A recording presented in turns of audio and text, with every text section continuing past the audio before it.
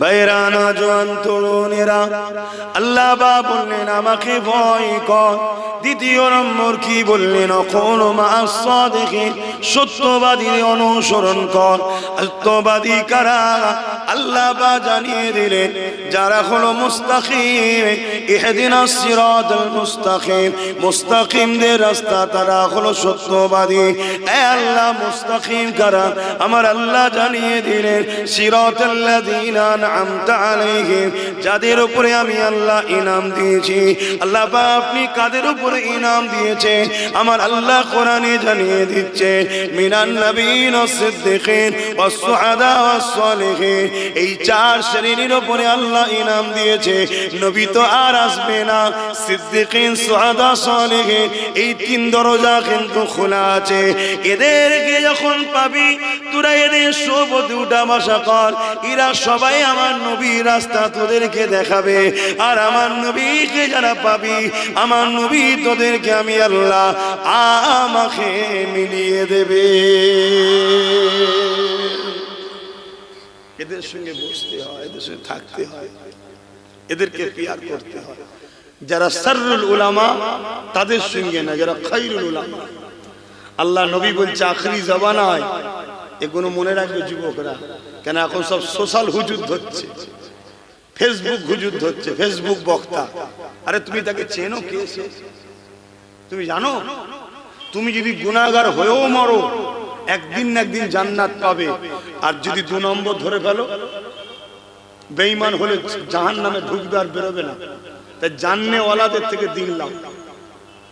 কিন্তু আমাদের ছেলেদের হাতে মোবাইল। ওরে বাপ রে বাপ, আরে মিশর থেকে পড়ে এসছে রে, আরে মদিনা থেকে এসছে রে, আরে ডবল স্কলার, আরে তাফসীর কারক, বুখারী পড়াই রে। এগুলো দেখলে হবে না, তোমাকে দেখতে হবে সে তোমার নবীর পক্ষে আছে কিনা, এটা দেখতে হবে।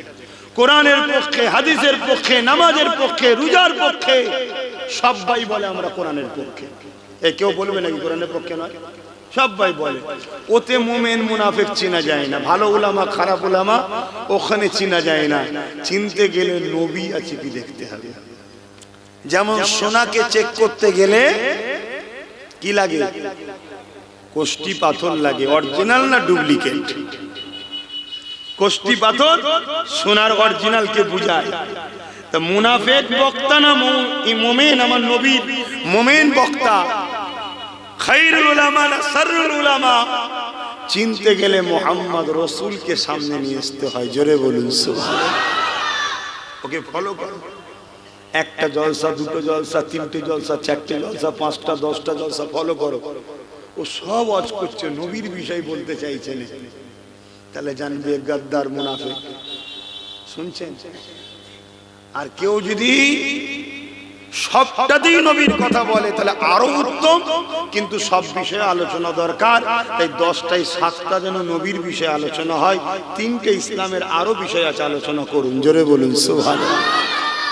এক সাহাবী আমার নবীকে বলছেন, হুজুর আমি যদি দোয়া চাই আল্লাহর কাছে, চাওয়ার সময় দোয়াকে যদি 4 ভাগ করি, 3 ভাগ আমার জন্য চাইলাম, 1 ভাগ দরুদ পড়লাম দোয়াতে।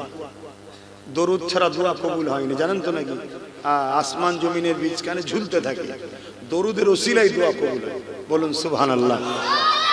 আর পৃথিবীতে এই একটা জিনিস যেটা মুখ দিয়ে বেরোতে দেরি, কবুল হতে দেরি হয় না। জোরে বলুন সুবহানাল্লাহ। নামাজ পড়েছেন, পড়িছি, কবুল হয়েছে জানি না, আপনারা জেনে গেছেন? কেউ বলতে পারবে না। হজ করেছেন, করেছি, কবুল হয়েছে কেউ বলতে পারবে? রোজা রেখেছেন, রেখেছি, কবুল হয়েছে বলতে পারবে? দান করেছেন, করেছি, কবুল হয়েছে বলতে পারবে? কোন জিনিস কেউ বলতে পারবে না কবুল হয়েছে। কিন্তু দরুদ শুধু মুখ দিয়ে তুমি বের করবে যেই, অমনি কবুল হয়। জোরে বলুন সুবহানাল্লাহ। কেন? সবটা নিজের জন্য, দরুদটা আল্লাহর বন্ধুর জন্য। জোরে বলুন সুবহানাল্লাহ। তো ভাইরা আমার, তো এই দরুদের ওসিলায় দোয়া কবুল হয়। সাহাবী হুজুর বলছেন, হুজুর ধরুন দোয়াটাকে আমি 4 ভাগ করলাম, 3 ভাগ আমার জন্য যা চাওয়া পাওয়া আছে চাইছি, আর 1 ভাগ আপনার উপর দরুদ করলাম। আল্লাহ নবী বলেন হবে, তবে এর থেকেও যদি দরুদ বাড়াও তোমারই ফায়দা হবে। সাহাবী বললেন, হুজুর তাহলে আমি 50-50 হাফ আমার জন্য চাইবো, হাফ আপনার উপর দরুদ পড়বো। আল্লাহ নবী বলেন, সাহাবী এতও হবে, তবে এর থেকে যদি বাড়াও তোমারই কামিয়াবি। সাহাবী বলেন, হুজুর 3 ভাগ দরুদ পড়বো, 1 ভাগ চাইবো। আল্লাহ নবী বলেন, হবে, তবে এর থেকে বেশি বললে তোমারই কামিয়াবি। সাহাবী বললেন, হুজুর আমি কিছু চাইবো না, শুধু দরুদই পড়বো হাত তুলে আল্লাহর কাছে। আল্লাহ নবী বললেন, আল্লাহ তো অন্তরের খবর জানে, তোমার হৃদয়ে যা আছে সবটাই কবুল হবে। জোরে বলুন সুবহানাল্লাহ। দরুদ তাহলে কি নিয়ামত বুঝছেন? কিন্তু আজকে অনেক উলামারা দেখবেন ঘন্টার পর ঘন্টা জলসা করে, শুরুতেও পড়াতে চাই না, শেষেও পড়াতে চাই না। কি হয়েছে, কি সমস্যা? না আমি কোরআনের তাফসীর করছি। তো ভাই কোরআনের তাফসীর যুগে যুগে যুগে যুগে অনেকেই করেছে। যারা হযরত আলী হুজুরকে শহীদ করেছে তারাও তো কোরআনের তাফসীর করেছে। কথা মাথায় ঢুকছে? দিনটা লিবার আগে একবার দেখে নিতে হবে যে দিন দিচ্ছে সে আমার নবীকে কতটা সম্মান করে, কতটা প্রিয়ার করে, তার হৃদয়ে নবী কোথায় আছে, নবীর আজমাত, নবীর শান, নবীর মাকাম, নবীর রিফাত, নবীর মর্যাদা যে আল্লাহ দিয়েছে সেই বিষয়ে তার ভক্তি কতটা, এবং উম্মতকে সেই বিষয় কতটা শোনাতে চায়। কথা বুঝছেন? তার কাছ থেকে নিতে হবে। তাই মুনাফিক আর মুমিন চিনতে গেলে আল্লাহ পাকের নবীকে সামনে নিয়ে আসতে হবে। নবী পাক হলো মুনাফিক আর মুমিনের বিচখানে দাঁড়িয়ে আছে। এই যুবকেরা, আল্লাহ পাক আমার নবী পাককে জানায়, হাবিব মুনাফিক আমার দিকে ছুটে ছুটে আসে। মন দিয়ে শোনো যুবকেরা, আল্লাহ পাক নবী পাককে জানান, আমার হাবিব মুনাফিক আমার দিকে অর্থাৎ আল্লাহর দিকে ছুটে ছুটে আসতে যায়, কিন্তু আপনার ব্যাপারে মুনাফিক বড় হিচকিয়াট করে, হোঁচট খায়। শুনছেন তো নাকি? মুমিন ছিল এমন নওজওয়ানেরা, এ নবী পাকের প্রেমিকেরা, গুনাহ যদি হয়ে যায় তওবা করুন, আল্লাহ পাক মাফ করে দেবে। কিন্তু বেঈমানের কোনো মাফ নাই। আমার নবী পাকের শানে যদি যারা পরিমাণ কেউ বিয়াদবি করে, সঙ্গে সঙ্গে বেঈমান কাফের হয়ে যাবে। কেউ যদি বলে নবী পাকের জুতা মোবারক, আর কেউ যদি বলে জুতোকে আবার মোবারক কেন বলতে হবে, এই তুচ্ছ তাচ্ছিল্য করার জন্য সঙ্গে সঙ্গে সে কাফের হয়ে যাবে। হতে পারে সে তাহাজ্জুদের নামাজ পড়ে, হতে পারে সে 50 বার হজ করেছে, হতে পারে সে 500 মাদ্রাসা করেছে, হতে পারে সে অনেক দান খায়রাত করেছে, কিন্তু আমার আল্লাহ কারো মুখাপেক্ষী নয়, তার আমল বরবাদ করে দেবে, তাকে আল্লাহ পাক নেবে না।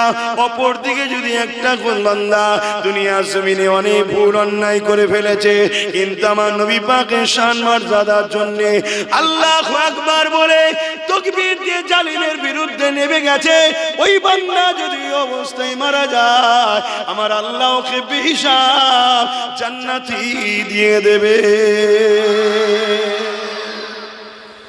তাহলে কি নামাজ পড়া বাদ নাকি? কথা বলছো না?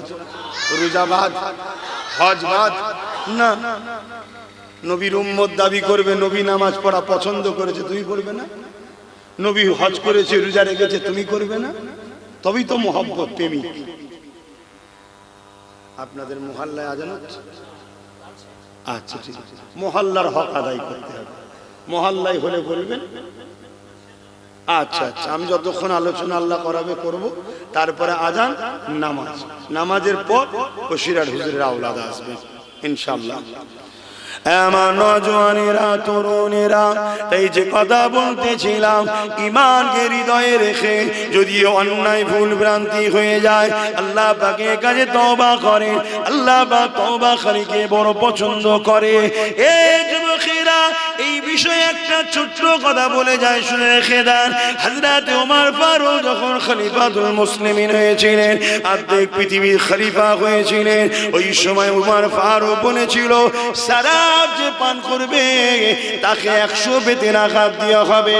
এটা তার জন্য শাস্তি। কেন? শরাব মানুষের শরীরের জন্য ক্ষতিকারক।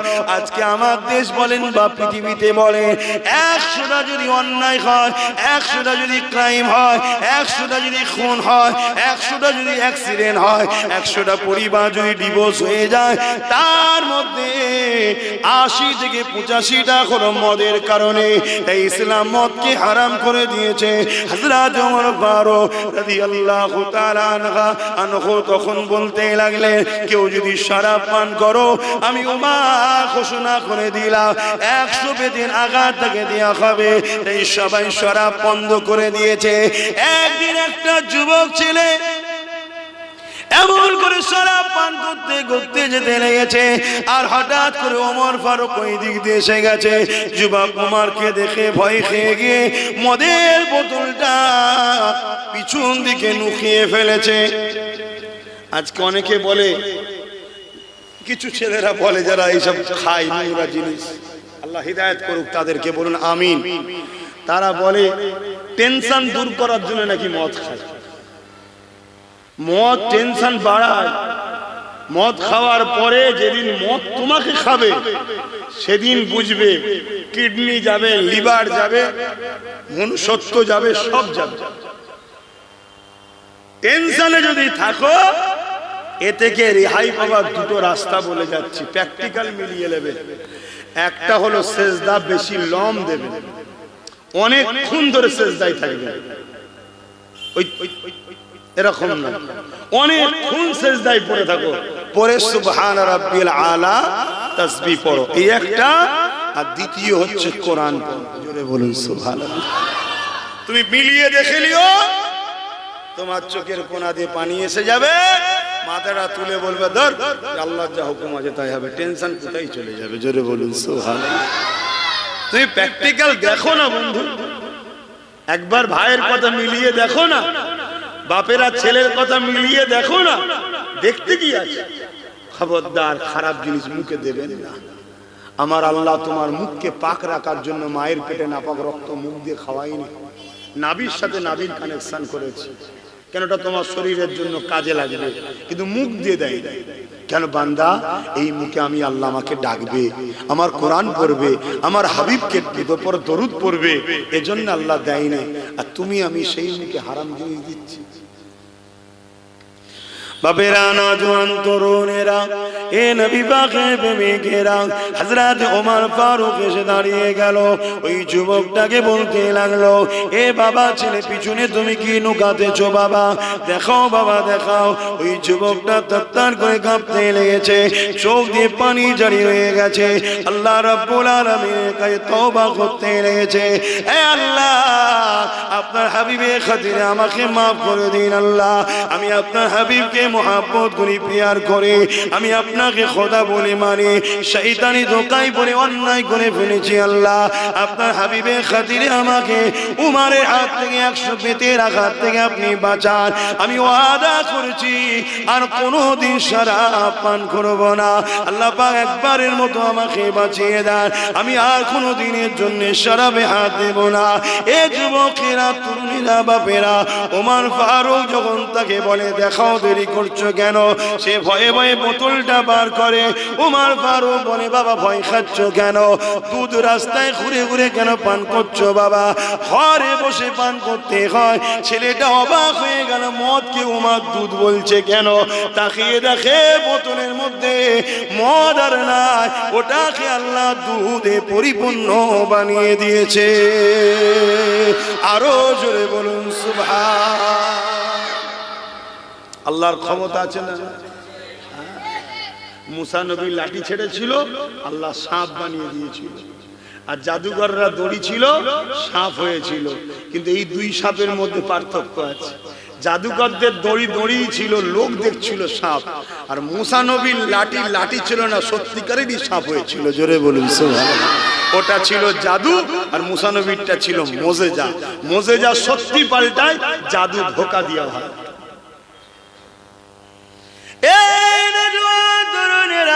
তাই বলে যায়, তওবা করো, আল্লাহ মাফ করে দেবে। তবে ঈমান যদি না থাকে তাহলে কোনো লাভ হবে না। ঈমানটা কি? আমার নবীকে হৃদয় থেকে দিল থেকে রাসূল বলে বিশ্বাস করে জানের থেকে বেশি ভালোবেসে ঈমান মেনে নেওয়ার নাম হলো ঈমান। আল্লাহ নবী সাহাবাদেরকে লক্ষ্য করে বললে লা ইউমিনু আহাদুকুম হাত্তা আকুনা হাব্বা ইলাইহি মিন ওয়ালিদিহি ওয়া ওয়ালাদিহি ওয়ান নাসি আজমাইন। অপর হাদিস শরীফের মধ্যে নবী বলে লা ইউমিনু আহাদুকুম হাত্তা ইয়াকুনা আল্লাহু ওয়া রাসূলুহু আহাব্বা ইলাইহি মিম্মা সিওয়াহুমা ওয়া মান আহাব্বা আবদাল্লাহ। অপর হাদিস শরীফ সালাসুন মান কুন্না ফীহি ওয়াজাদা বিহিন্না হালাওয়াতাল ঈমান মান খানা আল্লাহু ওয়া রাসূলুহু আহাব্বা ইলাইহি মিম্মা সিওয়াহুমা ওয়া মান আহাব্বা আবদাল্লাহ ইউহিব্বুহু ইল্লা লিল্লাহ ইলা আখিরিল হাদিস। তিনটি হাদিসের লক্ষ্য একটা, এ আমার সাহাবারা, এ আমার উম্মত উম্মতিরা, যতক্ষণ পর্যন্ত তোমরা তোমাদের জমি জায়গা ঘর বাড়ি টাকা পয়সা পদ কারবার ব্যবসা সবকিছু এমনকি জানের থেকেও বেশি আমি রাসূলুল্লাহকে মহব্বত বেশি না করবে, আমি নবী পাক জানিয়ে দিলাম ততক্ষণ পর্যন্ত মুমিন ঈমানদার হতে পারবে না। এই কথা শুনে মাহফিলে হযরত ওমর ফারুক বসেছিলেন, তিনি উঠে দাঁড়িয়ে বললেন ইয়া রাসূলুল্লাহ হাবিবাল্লাহ, আমি সব কিছু দিয়ে আপনাকে বেশি ভালোবাসি ইল্লা মিন নাফসিন, জানের থেকে নয়। আল্লাহ নবী বললেন উমর হবে না, জানের থেকে বেশি ভালোবাসতে হবে। হযরত ওমর মাথা হেঁট করে বসে গেলেন, কিছুক্ষণ পরে দাঁড়িয়ে গিয়ে বলতে লাগলো ইয়া রাসূলুল্লাহ হাবিবাল্লাহ, আমি উমর সাক্ষী দিই আমি আমার জানের থেকে আপনাকে বেশি ভালোবাসি। আল্লাহ নবী বললেন উমর ঈমান কমপ্লিট হয়ে গেছে। ঈমান আনার পর দ্বিতীয় স্টপিস হচ্ছে নামাজ রোজা হজ যাকাত দান খায়রাত পাক পবিত্র সব। 3 নম্বর হলো তাকওয়া। তাকওয়া কি? যেটা আম মানুষের থেকে ওলিয়া উলিয়াদের মধ্যে পার্থক্য, খোদা ভয়, খোদা ভীতি। বাজার থেকে মাছও কিনে খাওয়া যায় না, তাকওয়া যারা করে। কথা বুঝলেন? কে চুরি করে এনে বিক্রি করছে কে জানে, কিন্তু ইসলাম জায়েজ করেছে, মসলাই জায়েজ, কারণ তুমি তো পয়সাতে কিনবে। কিন্তু তাকওয়াকারীরা এটাও খায় না।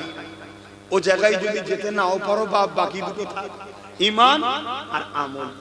একদম খাতা খালি জমা দিওনি, কিছু তো লেখালেখি করো, তাতে একটু ভুল হয় হোক, নামাজটা তো পড়ো। একদম শুদ্ধভাবে খুশু যদি নাও হয়, হুজুরে কলব যদি নাও হয়, চেষ্টা তো করো। কিন্তু একেবারেই যদি ছেড়ে বসে থাকো যুবক ভাই আমার, বোন আমার, তাহলে এটা অন্যায় হচ্ছে আমাদের, তাই তো নাকি? তবে এর জন্য কিন্তু মাফ করবেন, আমার আব্বাদের একটু দোষ আছে। এই ছেলে কোনো নামাজ পড়েনি, এর জন্য আমার আব্বাদের একটু ভুল হয়েছে। কি ভুল? আমার আব্বারা ছোটবেলায় বাচ্চাদের বয়সে ছেলেদের ঘরে মসজিদে নিয়ে যেত না। এই যে এই ছেলেগুলো বসে আছে, এদের কি আর নামাজ ফরজ হয়েছে? হয়নি। কিন্তু এরা পেশাব পায়খানা ফেলে বলতে পারবে, ঠিক না বে ঠিক? জানেন না? জানেন না?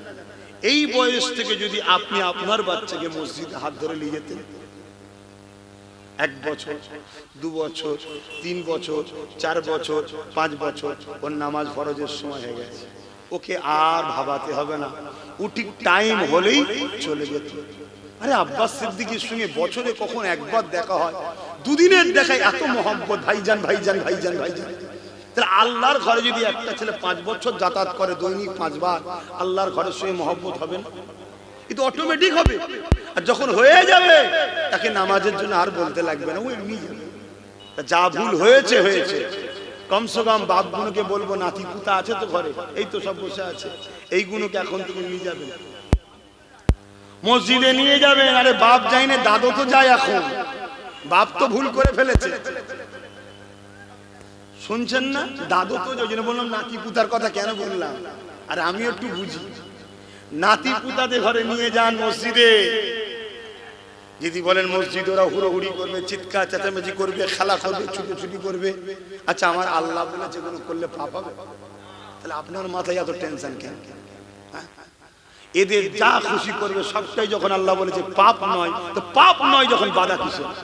জন জন ছেলে গরিবের মাল ঝেড়ে খাচ্ছে, ওখানে বাধা দিতে পারেন না? তো ওটা তো পাপ হয়, ওটা তো হারাম খাওয়া হচ্ছে। ছেলেকে তো ডেকে কখনো কানটা ধরে মুলে বলতে, এই খবরদার এতিমের মাল খাসনি, গরিবের মাল খাসনি, সামান্য পেটের জন্য জাহান্নামের আগুন খেতে হবে। কই তার বেলায় বলেন না বাচ্চাগুলোকে মসজিদে নিয়ে যাবে, বারবার বলছি। তবে ওই বাচ্চাকে নিয়ে যাবেন না যে বাচ্চা মসজিদের পাক পবিত্রতা বোঝে না। আর যদিও হয়, এখন তো অনেক সিস্টেম হয়ে গেছে, কি কি সব পড়িয়ে দেয় না,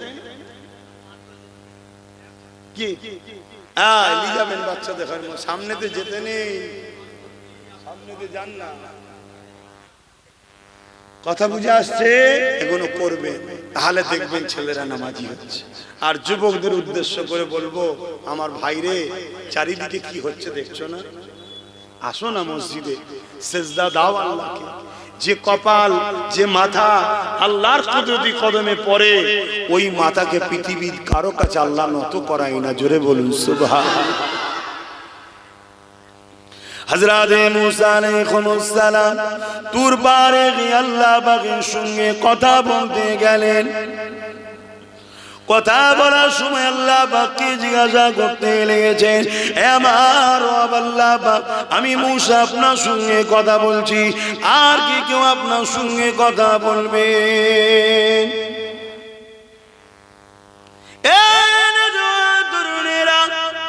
আল্লাহ পাক জানিয়ে দিলেন, মুসা রে, তুমি আমার সঙ্গে কথা বলছো, এর জন্য তুর পারে আসতে হয়।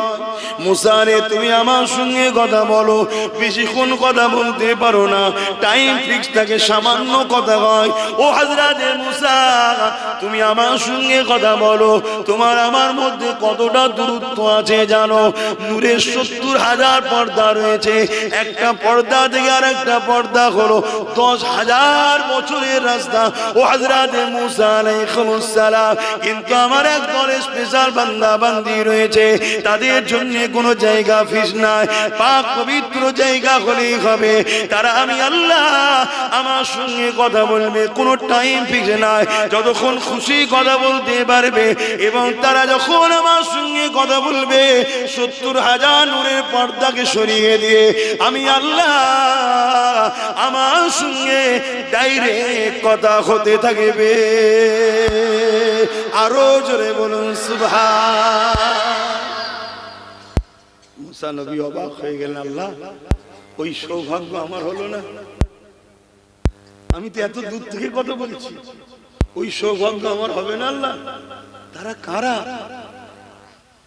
আল্লাহ নবী, আমার আল্লাহ জানাই, মুসা, ওরা হলো আমার বন্ধুর উম্মত, উম্মতি। জোরে বলুন সুবহানাল্লাহ। আমরাই তো নাকি? আমরাই তো। তখন ওরা যখন আমার নামাজে দাঁড়াবে, ওরা যখন আমার নামাজে দাঁড়াবে, দাঁড়িয়ে কোরআন পড়বে। কোরআন কোনো কিতাব নয়, কোরআন হলো কালামুল্লাহ, আল্লাহর কথা। আল্লাহ কথা একটা বই আকারে 30 পারা আমরা পেয়েছি, কিন্তু ওর ভেতরে যা আছে এটা কোনো মানুষের কথা না, এটা হলো সৃষ্টিকর্তার কথা, কালামুল্লাহ, আল্লাহর কথা। যতক্ষণ কথা বলবে ওরা আমি আল্লাহ, আমার সঙ্গেই কথা হবে। জোরে বলুন সুবহানাল্লাহ। কোনো জায়গা ফিক্স না, যতক্ষণ কথা বলে। এবং 70,000 নূরের পর্দা আল্লাহ তুলে দেয়। নবী আমার জানায়, যখন নামাজিরা সেজদায় যায়, তাদের কপালটা আল্লাহর কুদরতি কদমে পড়ে। জোরে বলুন সুবহানাল্লাহ। এই সব কিছুর শেষে আবার বলছি, ঈমান। বেঈমান মসজিদে গিয়ে কপাল ঘষে দাগ করে ফেললো, কিচ্ছু লাভ নেই। ভাববেন বেঈমান কখনো মসজিদে যায়? 72টা দল মসজিদে যাবে বেঈমান। আমার নবী বলে, কটা দল জানবেন না সব কথা? আল্লাহ নবী যখন গনিমতের মালকে বন্টন করছিল, ওই সময় জুলখায়সারা তামিমি বলে একটা ব্যক্তি ছিল। সে আমার নবী পাককে বলতে লাগলো, হে মোহাম্মদ আল্লাহকে ভয় করো, ইনসাফ করো। আমার নবীকে জ্ঞান দিচ্ছে আল্লাহকে ভয় করো, ইনসাফ করো। সেও নামাজ পড়েছে, দাঁড়িয়ে রেখেছে, সেও নিজেকে মুসলমান দাবি করে। হযরত ওমর ফারুক তরোয়াল বার করে ফেললে, ইয়া রাসূলুল্লাহ হাবিবাল্লাহ, এই মালাউনিরা তো বড় আসপর্দা, এ আপনাকে শরিয়া শিখাতে লেগেছে, আপনি তো দিন, আপনি যা বলবেন ওটাই ইসলাম। ইয়া রাসূলুল্লাহ হাবিবাল্লাহ, আপনি ইজাজত দেন এই মালাউনের বিচারটা আমি করি। এই যুবকেরা, আল্লাহ নবী বলেছিল ওমর, ওকে মেরো না, ওকে চিনে রাখো। আমি রাসূলুল্লাহ বলি শোনো, আমার উম্মতিদের জানিয়ে দিও, এর নসল থেকে একটা দল বেরোবে, তারা এত সুন্দর নামাজ পড়বে, এ সাহাবারা তোমাদের নামাজ, তাদের নামাজের কাছে হাকির জানা হবে, ছোট মনে হবে। শুনছেন তো? সাহাবাদের নামাজ, সাহাবাদের ঘরে নামাজ পড়ানো শিখেছে কে? আমার দয়ার নবী সাল্লাল্লাহু আলাইহি ওয়াসাল্লাম নিজে, হুজুর প্রসম নিজে সাহাবাদের বলছে। যদি আমাদের বলতো না, কথা মানা যেত, মানে ভাবা যেত যে এটা নরমাল ব্যাপার। সাহাবাদের বলছে যে তোমাদের নামাজ, তারা এত সুন্দর নামাজ পড়বে, মনে হবে তাদের নামাজের কাছে তোমাদের নামাজটা তুচ্ছ নামাজই হয়নি। সাহাবাদের বলছে। শুনছো যুবকরা, আমি একটা জিনিসের মিশনে বেরিয়েছি, যেমন হোক করে তোমাদের দিলে নবীকে ঢুকাবার চেষ্টা করছি। এই যে নবীকে তোমরা পেয়ে যাও, কামলিওয়ালার দুয়াতে আল্লাহ তোমাকে জান্নাত যাওয়ার উপযুক্ত বার তৈরি করেই মত দেবে, তার আগে দেবে না। জোরে বলুন সুবহানাল্লাহ। হ্যাঁ, আমি বলে যাচ্ছি, শোনো, বলে যাচ্ছি, এই জায়গাটা মনে রাখবেন। এর আগে আর একটা কথা বলে দিই, এই জুল খোয়াইসারের কথা মনে রাখবেন, এটা শোনা দরকার, এখন মুনাফিক ভরে গেছে। আল্লাহ নবী বললেন, হাতের তালুতে আগুন রাখার থেকেও ঈমান বাঁচানো কষ্ট হবে। ভাই, হাতের তালুতে আগুন রাখা কত কষ্ট, রাখতে পারবেন কেউ? এর থেকেও কঠিন হবে ঈমান বাঁচানো। কেন? নবী বললেন, আসমানের নিচে জমিনের উপরে সব থেকে নিকৃষ্ট হবে একদল উলামারা। আমার কথা না নবীর কথা? আমি সব উলামাদের কথা বলেছি, কারণ নবী সব উলামার কথা বলে না, একদল সব থেকে নিকৃষ্ট, তার মানে শুকরও আছেন। কথা বুঝে আসছে? ভাষাটা খারাপ লাগছে না? হুজুর শুকরের সাথে, আরে আমি কে তুলনা করার? আমি কি শরীয়তের মাপকাঠি নাকি? শরীয়ত তোমার নবী, আমার বাপের শরীয়ত নাকি? না আমার দাদুর শরীয়ত? শরীয়ত তোমার রাসূলের। কথা মাথায় ঢুকছে? শুকরের থেকেও নিকৃষ্ট হবে একদল উলামারা। কারা? একদল, সবাই না, একদল। চিনবেন কি করে? আল্লাহ নবী জানাচ্ছেন, তাদের সব থাকবে মুখে, হুলকুনির ভেতরে ঢুকবে না। এত সুন্দর কোরআন পড়বে এ সাহাবারা, তোমাদের কোরআন তেলাওয়াত তাদের কোরআন তেলাওয়াতের কাছে হাকির হবে, অর্থাৎ ছোট মনে হবে। তোমরা ভালো পড়তে পারোনি, তারা ভালো পড়ছে মনে হবে, কিন্তু তাদের হুলকুনি দিয়ে কোরআন ঢুকবে না। শুনছেন? এখন তো আমরা পাগলা হয়ে যাই, কোরআন পড়ছে দেখেছিস? একবারও জিজ্ঞেস করেছেন, ও কারি সাহেব, আমার নবী কি মরা জানো না হায়াতুন নবী জানো? গা জিজ্ঞেস করেছেন? জিজ্ঞেস করুন। এবার দেখুন কি বলছে। যদি বলে মরা, তাহলে জানতে হবে নবী পাকের কথা অনুযায়ী চতুষ্পদ জন্তুর থেকেও এ নিকৃষ্ট। পড়তে পারে কোরআন সুন্দর, কিন্তু আল্লাহর কোরআন পড়া নেবেন না। আর আপনার গ্রামের একটা ছেলে মুরব্বী বাপ, ওই ছোটবেলায় বাড়ির পাশে নানি দাদির কাছে পড়েছে না, আউযু বিল্লাহি মিন, আগেকার মানুষ পড়তো না, ও ঠিকভাবে পড়তে পারছে না, কিন্তু ওর দিলে থেকে পড়ছে। ওর দিলে কোরআন আছে, ওর দিলে রাসূল আছে, ওর দিলে আল্লাহ আছে। আমার আল্লাহ ওটাকে শুদ্ধ করে নিয়ে নেবে। জোরে বলুন সুবহানাল্লাহ। শরীয়তকে বোঝেন, ইসলাম দিল দেয়, দিল। বড় সুন্দর সুন্দর লোক আজান দিতে পারে, কিন্তু বেলাল যখন আজান দিয়েছে, বেলাল হুজুরকে এত আগুনে ছ্যাঁকা দিয়েছিল জবানে, জানেন? হুজুরকে গরম রড করে উমাইয়া মুখে জিভে ছ্যাঁকা দিত। কেন? আল্লাহকে ডাকতো, নবীকে ডাকতো বলে। আপনাদের ঘরে কেউ ছ্যাঁকা দেয় আল্লাহ রসুলকে ডাকলে? বলবেন তো? কিন্তু যেভাবে ঘুরছেন, যেভাবে উদাসীন হয়েছেন, আগামী দিন ওইটা আসবে। আগে যা বলেছিলাম মিলছে তো? এইভাবে যদি থাকেন উদাসীন, আগামী দিন আসবে। কারা করবে? শাসক করবে। কারা করবে? শাসক। কারণ ইতিহাস বলছে পৃথিবীতে যুগে যুগে ইসলামের সবথেকে বড় দুশ্মন ছিল দুই শ্রেণীর লোক। এক শ্রেণীর লোক রাজ ক্ষমতার দখল করে যারা অত্যাচার করত, অর্থাৎ জালিম শাসক। সব শাসক না, যারা জালিম শাসক। দ্বিতীয় নম্বর কারা? যারা ধর্মের দোহাই দিয়ে ভণ্ডামি করে। এই দুজন সবসময় এক হয়। আজকে এক হয়েছে না হয়নি? হ্যাঁ, মিডিয়া গুলো খুলে দেখেন, বাপ রে বাপ, বাপ রে বাপ, পুরো দেশ ঘুরে বেড়াচ্ছে বাবাজি, কথা শুনছেন না? আর বাবাজির পিছনে মা তুলে বাপ তুলে মোল্লাদের গাল দিচ্ছে। এটা কি সভ্যতা? এই তুই কিসের ধর্মগুরু? এই জানোয়ার, তুই ধর্মগুরু?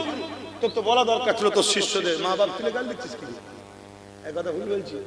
এরা ধর্মের আড়ালে নারী দেহ ব্যবসা করে, ধর্মের আড়ালে নারী দেহ শোষণ করে। আর নারী, ইসলাম বলছে তার পায়ের তলায় জান্নাত। জোরে বলুন সুবহানাল্লাহ।